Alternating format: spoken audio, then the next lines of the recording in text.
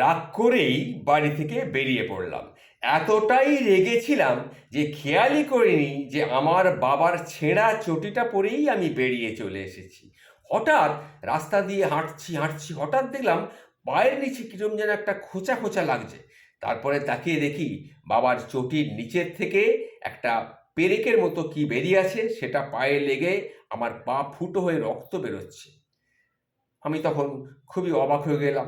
যাই হোক, এইভাবেই আমি হাঁটছিলাম। হাঁটতে হাঁটতে তাও চলতে লাগলাম। একটু পাটা ভিজে ভিজে লাগলো।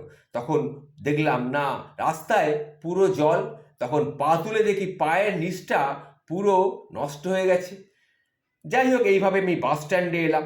বাস স্ট্যান্ডে এসে শুনলাম যে এখন 1 ঘন্টা পরে বাস আসবে। তখন মনে মনে ভাবলাম কি করা যায়। হঠাৎ দেখি আমি ভুল করে বেরিয়ে আসবার সময় বাবার মানিব্যাগটায় নিয়েই বেরিয়ে এসেছি। যাই হোক, বাস স্ট্যান্ডে বসে আমার খুব শখ হলো, দেখি তো বাবার মানিব্যাগটায় কি আছে। মানিব্যাগটায় খুলে 3টে চিরকুট আমি পেলাম। সেই 3টে ছোট ছোট কাগজের টুকরো আমি পেলাম, মানিব্যাগটার মধ্যে ছিল। তাই মানিব্যাগটা বের করে আমি প্রথম চিরকুটটা খুলে দেখলাম, তাতে লেখা আছে যে আমার মানিব্যাগটার মধ্যে যে চিরকুটটা রয়েছে এটা ছেলের ল্যাপটপের জন্য 40,000 টাকার লোন নিয়েছিলাম, তারই একটা চিরকুট।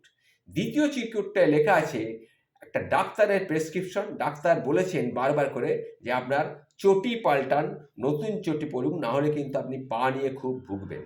আর তৃতীয় যে চিরকুটটা রয়েছে সেই চিরকুটটা ছিল যে একটি নতুন বাইক কেনার একটি লোন, সেই লোনের ব্যবস্থা হয়ে গেছে। বাইকটা তাকে নেওয়ার জন্য দেওয়া হয়েছে, সেই বাইকটা তাকে দিতে হবে। এইটা দেখে হঠাৎ তার মনে পড়ে, তাই তো আমি তো বাবাকে বাইক কেনার জন্যে খুবই চাপ দিচ্ছিলাম, বাবা হয়তো তাই বাইকটা আমার জন্য ব্যবস্থা করেছে। ছেলেটি তখন দৌড়ে দৌড়ে বাড়ি এলো। বাড়ি এসে দেখলো যে বাবা বাড়িতে নেই। তখন সে বুঝে গেল বাবা নিশ্চয়ই শোরুমে গেছে, বাইকটা নিতে হবে। তখন সে আবার শোরুমে গিয়ে দৌড়লো।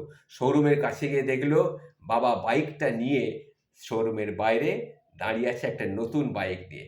আমাকে দেখি বলল, কি ব্যাপার, তুই এলি? বাবা, বাবা তুমি তুমি এই বাইকটা নিয়ে কি করছো? তোর জন্য বাইকটা কিনেছি রে, তোর জন্য। তোর খুব শখ ছিল না নতুন বাইক নেবার? এই নে তোর বাইকটা, এই নে বাইকের চাবি নে। বাবা, বাবা আমার বাইকের চাবি দরকার নেই বাবা, বাইক আমার দরকার নেই। তুমি আগে তোমার চটিটা পাল্টাও বাবা, আগে তোমার চটিটা পাল্টাও। তোমার চটিটার হালটা দেখো, চারিদিকে ছিঁড়ে গেছে। সেলাই করা মুচিকে তুমি দিয়ে সেলাই করিয়ে সেই চটি পরে চলেছ। আর আমার জন্য তুমি এত পয়সা খরচা করে এই বাইকটা কিনেছো বাবা। বাবা, তুমি তো জোড়াত করে বলছি বাবা, তুমি আজ চল তোমাকে একটা চটি আমি কিনে দিই বাবা।